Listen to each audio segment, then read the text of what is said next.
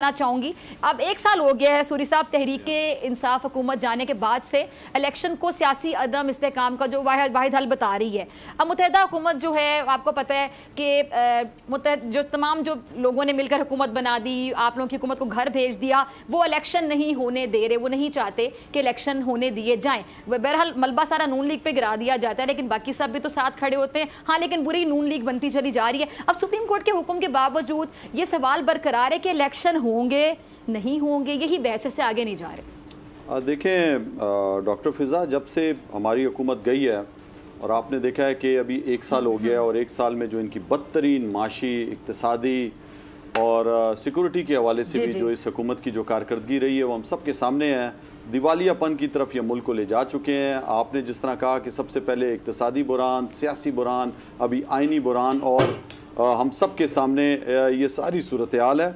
मैं समझता हूँ कि ये जो पीडीएम की तमाम जमातें हैं, आपने वो स्पीचेस भी सुनी होंगी कौमी असम्बली के अंदर, चाहे वो मौलाना फजल रहमान का बेटा हो, चाहे बिलावल हो, चाहे नून हो या कोई और पार्टी हो, सब जो है वो इलेक्शन नहीं चाह रही, खौफजदा हैं, बुज़दिल हैं, अवाम में नहीं आ सकते। तो नून पे इसलिए मलबा गिरता है कि उनका स्टेक सबसे ज्यादा है पंजाब में, और पंजाब के वो बड़े दावेदार थे तख्ते लाहौर के, और मैं समझता हूँ 30-35 साल उन्होंने हुकूमत की है, डिलीवर कुछ किया नहीं, अवाम में जा नहीं सकते।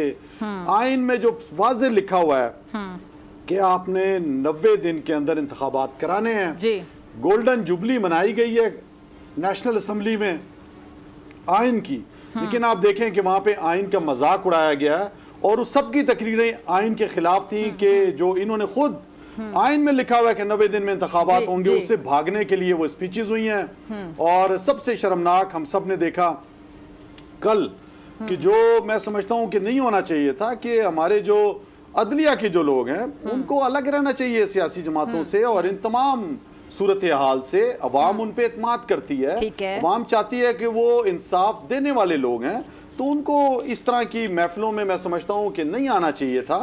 और आके जो है वो भी तो पीडीएम की जमातें बड़ा फखरी अंदाज में कहती हैं जी ये तो हमारे तरफ खड़े हुए हैं, जो कि नहीं होना चाहिए। मैं समझता हूँ कि कोई भी मोअज़्ज़िज़ जज अगर जो है उसको बिल्कुल जो है वो अलग रहना चाहिए इन तमाम वाक़यात से। ठीक है, सदीक जान आपकी तरफ आना चाहूँगी।